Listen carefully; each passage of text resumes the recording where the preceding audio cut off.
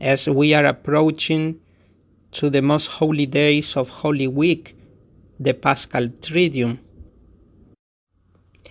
I wanted to meditate on forgiveness. If there is anyone in need to forgive, this is the special time to do it. Forgiveness is at the heart and essence of Christianism. Jesus, when he taught us to pray, he said, "Forgive us our trespasses, as we forgive those who trespass against us."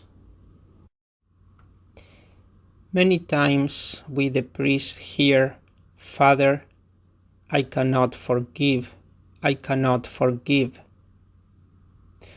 when there may have been infidelity in marriage, or when there may have been an abuse or violence in childhood, when there is a family fight and people don't speak to each other for a long time, when someone ignored me or embarrassed me in public. These are deep wounds which need healing, and we should know the basics on how to heal. We have to have in mind three things. First, an offense causes a wound.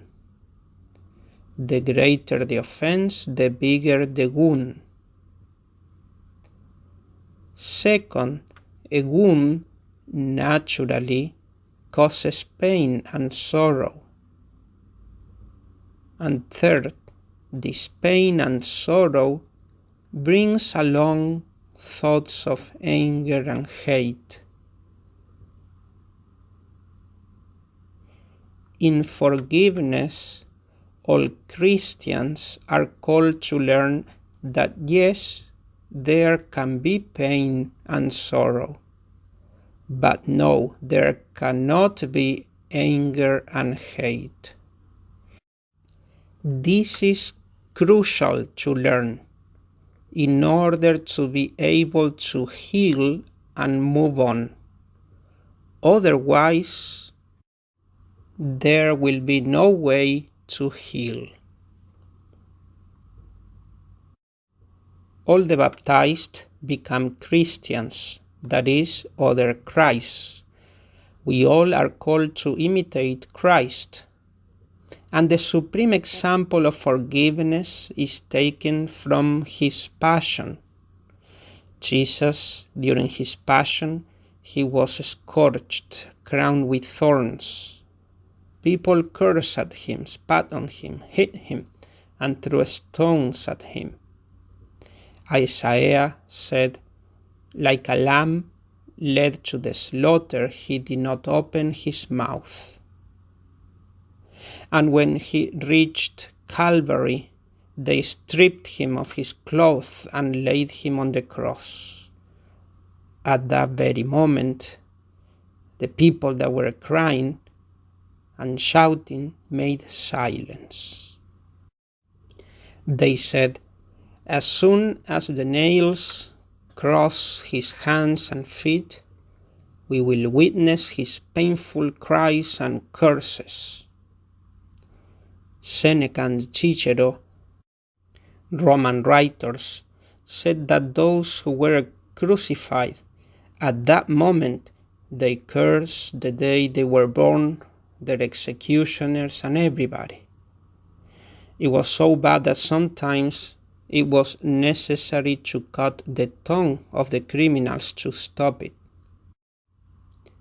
So everyone was silent, awaiting Jesus to curse as soon as the nails crossed his hands.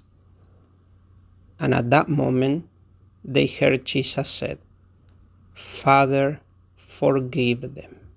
They know not what they do." Father, forgive them.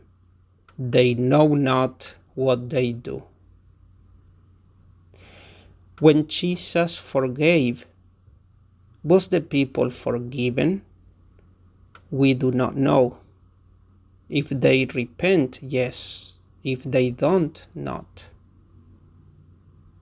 When Jesus forgave, was he approving their behavior? No. When Jesus forgave, did the pain went away? No. And this is the key point we need to understand. When we forgive others, it doesn't mean that the pain will go away. Many times it may happen that you will forgive and the pain will stay. Sometimes there are people that think that they have not forgiven because there is still pain. And they think that they have not forgiven. Pain is something coming from nature. It can be there or not. But forgiveness is something spiritual. It comes from the will. It can do good or evil to the soul. In most of the cases, psychologically, when we have a wound with pain, yes, it will bring along thoughts of anger and hate. And especially if you are in the right, your mind will go back again and again to the problem looking for reasons, and it will fuel the anger. The work of a true Christian is the following. First, to forgive, even if there is still pain or not. Secondly, to work against those thoughts.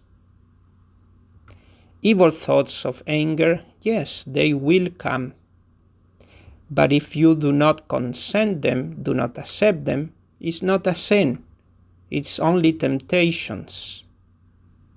If you consent them, if you accept them, then it is a sin, and it dirts the soul. You have to reject them as you reject any impure thought. As Christ, we are called to accept pain, redemptive suffering, and to reject anger and hate which will come our way. And this is the work of every Christian. This is why we are called Christians.